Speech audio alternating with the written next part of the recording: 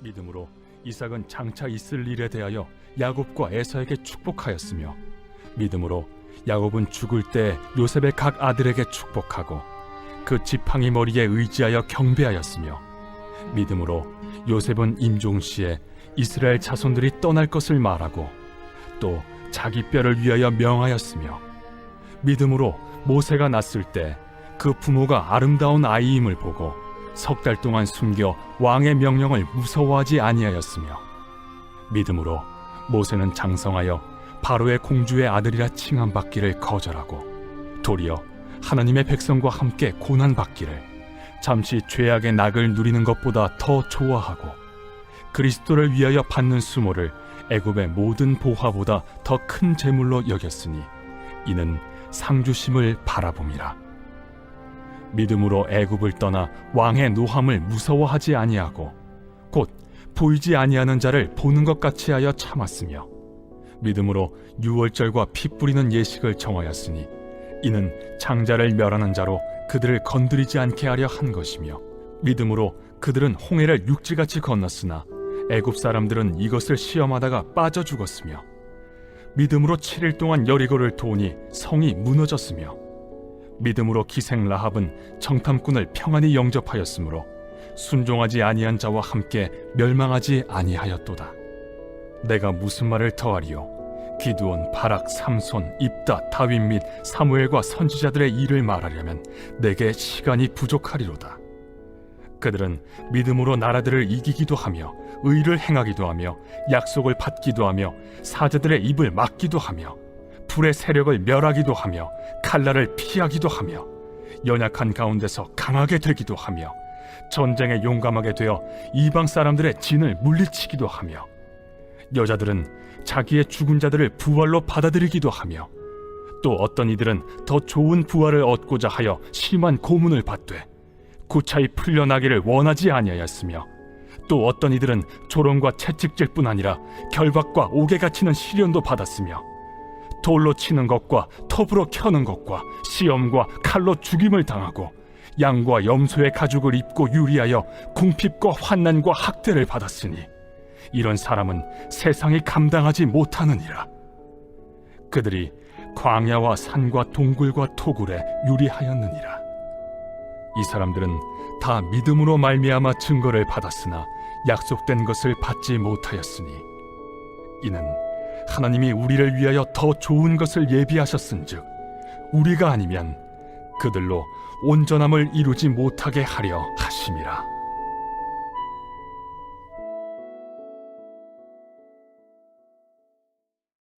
그리스도인들의 삶 속에 믿음이라고 하는 단어는 너무나 중요한 가치라고 말할 수 있습니다. 우리 신앙생활의 출발이 곧 믿음으로 말미암고 또 우리 신앙의 완성이 믿음으로 말미암는다라고 말해도 과언이 아닐 것입니다. 그만큼 믿음은 우리 신앙생활 전체를 통틀어 설명해주는 합당한 단어입니다. 성경은 우리 믿음의 결국을 뭐라고 말씀하고 있을까요? 베드로전서 1장 9절에 보면 믿음의 결국 곧 영혼의 구원을 받음이라. 왜 우리가 믿음의 삶을 살아야 하냐면 그 믿음으로 살 때 결국 구원을 얻기 때문이라는 것입니다. 우리가 믿음 생활, 신앙 생활이라고 말하는 것도 결국 이 땅에서의 삶을 조금 더 영위하고 좀 더 나은 형편으로 바꾸고 개선하고 나아지게 하기 위하여서 신앙생활 하는 것이 궁극적인 목적은 아니라는 이야기입니다. 이 땅은 모형에 불과합니다. 히브리서 기자가 끊임없이 말씀하고 있는 것처럼 하나님의 성막도 성전도 결국 하나님께서 우리에게 허락하실 영원한 하나님 나라 그 천상의 예배와 하늘에서 우리가 영원의 삶을 살아가는 것에 모형으로서의 삶을 허락하셨다는 것을 말씀하죠. 혹은 그림자라고도 표현합니다. 그 모든 것을 통해서 우리의 소망이 어디에 있게 하려는 것입니까? 영원한 하나님의 나라에 있게 하려는 것입니다. 이 땅에서 믿음으로 산다는 것, 그것은 이 땅 가운데 하나님이 허락하신 하나님 나라의 그 작고 일부의 것들을 경험하면서 영원한 하나님께 속한 것과 하나님을 바라는 삶을 살아가도록 인도하시는 하나님의 은혜의 방편인 것이죠. 때문에 우리가 믿음으로 살 때 예수 그리스도께서 우리에게 이 믿음의 역사를 이루시기까지 무엇을 행하셨는지를 우리는 늘 염두에 두고 살아야 합니다. 복음서 말씀을 보면 예수님께서 이 땅 가운데 오셔서 행하신 가장 온전한 일이라고 말할 수 있는 것은 무엇입니까? 죄를 멸하신 것입니다. 오늘 저와 여러분이 믿음의 선한 싸움을 싸우고 믿음의 경주를 할 때 죄의 사슬에 매여서 달리지 못하도록, 하나님 앞에 나아가지 못하도록 우리의 영혼의 발목을 붙잡고 있는 죄의 사슬을 끊어서 온전한 하나님의 거룩한 백성이 되어 얼마든지 하나님께 달려 나아갈 수 있는 길을 만드셨다는 것을 우리는 알아야겠죠. 때문에 예수님께서 각색 병자들을 고치신 많은 기적과 권능의 역사도 결국은 단지 병을 고치셨다거나 환경을 개선했다는 차원에서 이해해서만 안 됩니다. 예수님께서 고치신 질병의 환자들, 예수님께서 무슨 감기 환자를 고치셨다거나 예수님께서 뭔가 평범한 어떤 질환에 걸린 사람을 고치셨다는 성경의 기록은 없습니다. 예수님이 병자들을 고치셨을 때 예수님께서 고치신 병자들은 다 어떤 컨디션에 있는 사람들이었을까요? 문둥병자, 혈루병자, 앉은뱅이, 귀머거리, 앞을 보지 못하는 사람들. 여러분, 이 사람들을 예수님이 고치셨다는 것은 무엇을 염두에 두고 이와 같은 권능과 기적을 행하셨다는 말씀입니까? 당시 율법 안에서 앞서 열거했던 많은 병자들은 다 죄로 인하여서 이와 같은 병에 걸렸다라고 하는 인식이 사회적으로 있었습니다. 죄로 인하여서 이런 질병에 걸렸다라는 인식이 있었기 때문에 예수님께서는 이와 같은 질병을 고치심을 통해서 그 질병만이 아니라 무엇을 해결하시는 주로 오셨다는 것을 말씀합니까? 죄의 문제를 해결하시는 분으로 이 땅에 오셨다는 것을 당시 많은 이들로 알게 한 것입니다. 죄로 인하여서 질병에 걸린 사람, 질병이 나았다면 무슨 문제도 해결되었다는 이야기입니까? 죄의 문제도 해결되었다는 것을 말씀하기 위함이라는 것이죠. 때문에 예수님께서 오늘 저와 여러분에게 해결해 주신 은혜의 역사, 믿음으로 살 수 있도록 해결하신 은혜는 단지 우리의 삶을 조금 낫게 하시는 정도가 아니라 죄를 해결하시고 죄로 인하여 기인한 삶의 모든 아픔과 질병과 고통의 문제를 예수님이 다 거두어 가셨다는 것을 우리에게 말씀해 주고 계신 내용인 줄로 믿습니다. 때문에 오늘 저와 여러분은 무엇으로 살아야 한다고 성경은 말씀합니까?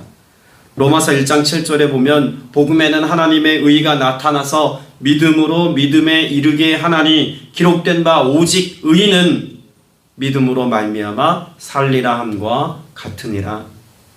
저와 여러분이 죄인이었다가 예수 그리스도께서 죄의 문제를 해결하심으로 의인이 되었습니다.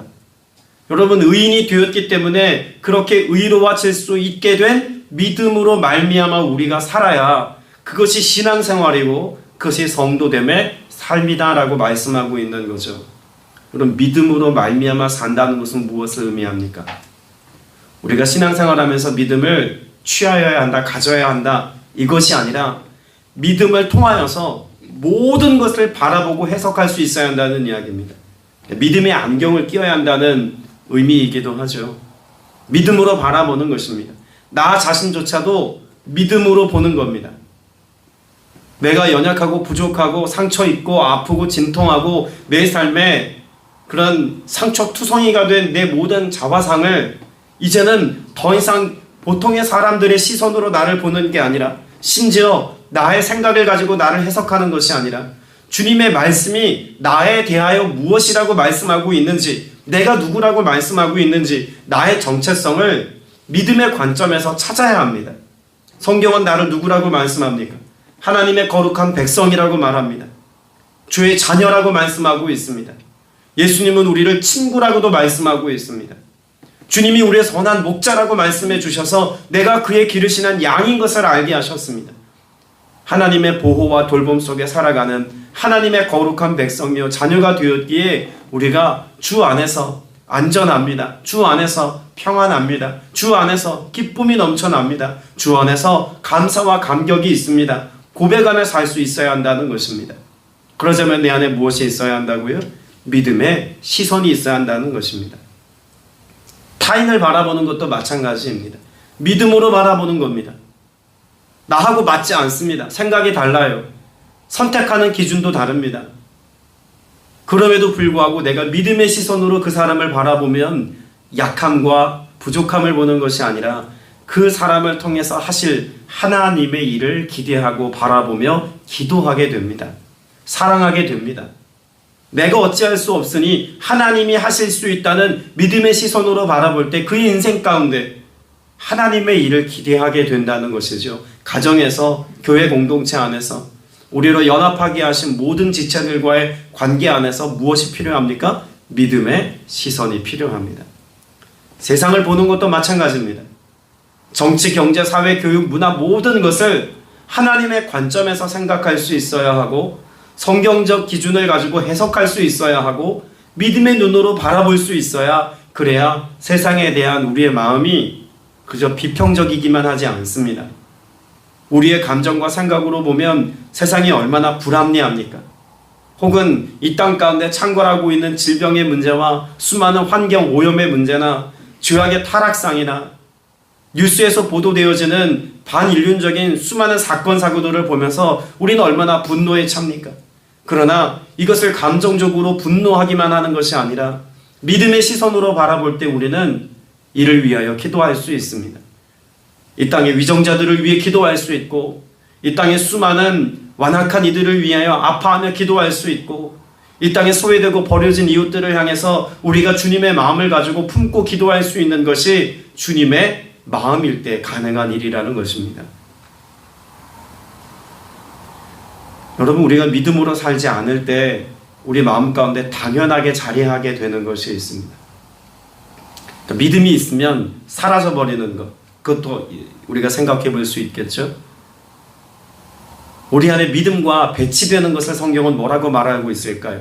의심입니다. 로마서 4장 20절에 말씀합니다. 믿음이 없어 하나님의 약속을 의심하지 않고 믿음으로 견고하여져서 하나님께 영광을 돌리며 라고 말씀합니다. 여러분, 의심이 생겨납니다. 무엇에 대한 의심이라고 말씀하고 있을까요? 하나님의 약속에 대한 의심입니다. 여러분, 우리가 늘 읽고 묵상하는 성경 전체가 다 무엇입니까? 여러분이 모든 것이 하나님이 우리에게 주신 약속입니다. 구약, 신약, 그 다 모두가 하나님께서 우리에게 주신 언약이죠. 그런데 믿음이 없으면 이 말씀에 대한 우리의 태도가 어떠하다고 말씀합니까? 의심이라고 말씀합니다. 정말 그럴까? 그 말씀이 정말 내 삶에 이루어지기는 하는 걸까? 여러분, 우리의 믿음의 기초 혹은 우리가 기도의 근간이라고 말하는 게 다 무엇입니까? 하나님의 약속 아닙니까?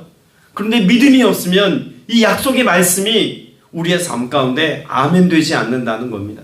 그럼 상대적으로 우리가 믿음을 가지고 믿음을 지킬 때 이 모든 하나님의 언약의 말씀이, 이 말씀을 기초하여 간구한 기도의 제목이 우리의 삶에 이루어질 것을 신뢰하는 신앙생활을 할 수 있다는 것이죠.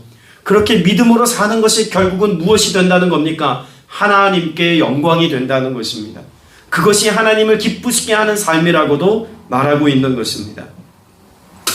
오늘 우리가 읽은 히브리서 11장 말씀은 흔히 성경 전체를 통틀어서 어떤 장이다라고 말하죠. 믿음장이라고 말합니다. 믿음에 관한 어떤 이야기를 우리에게 들려주고 싶은 믿음에 관한 일부를 우리에게 소개하고 있는 것입니다. 무엇에 대한 믿음을 가르쳐주고 있을까요? 히브리서 11장이 말하고 있는 믿음에 관한 내용은 히브리서 10장 38절 39절의 내용과 결부에 읽어보면 알 수 있습니다. 반복하여서 기록된 말씀이 있죠. 10장 38절에 그가 뒤로 물러서면, 39절에 우리는 뒤로 물러나서. 그럼 뒤로 물러나는 것을 염두에 두고 믿음으로의 삶을 가르치고 있는 겁니다. 전쟁의 경우를 한번 생각해 보십시오. 끊임없이 뒤로 물러난다는 것은 무엇을 인정한다는 것입니까? 패배를 인정한다는 것 아닙니까?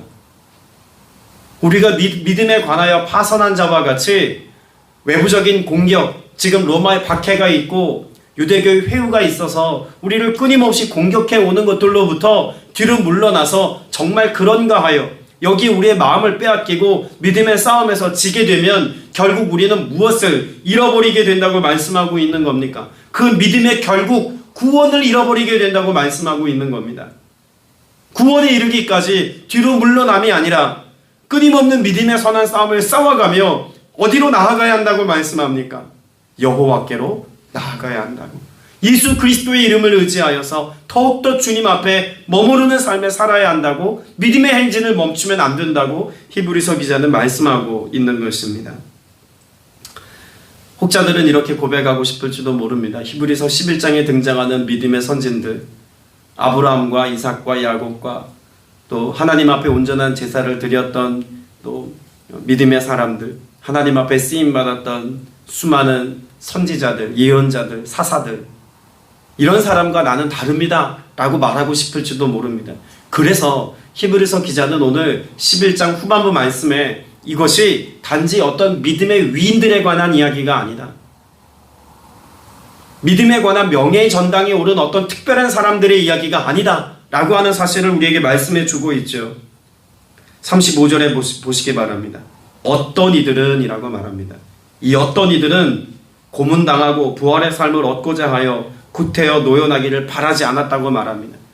또 36절에도 보면 또 어떤 이들은 조롱받고 채찍에 맞고 결박당하고 감옥에 갇히고 시련을 겪었고 돌로 맞았고 톱질당하고 칼에 맞아 죽기도 하고 궁핍당하고 고난 겪으며 학대받고 양과 염소의 가죽을 입고 또 돌았다고 말합니다.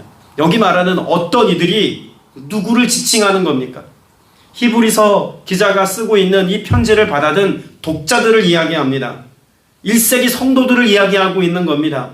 구약에 기록된 믿음의 어떤 사람들에 관해서만 믿음을 이야기할 수 있는 것이 아니라 여러분이 믿음의 주인공입니다 라고 말하고 있는 겁니다. 오늘 저와 여러분이 이 어떤 이들의 한 사람인 것을 꼭 기억할 수 있게 되시기를 바랍니다.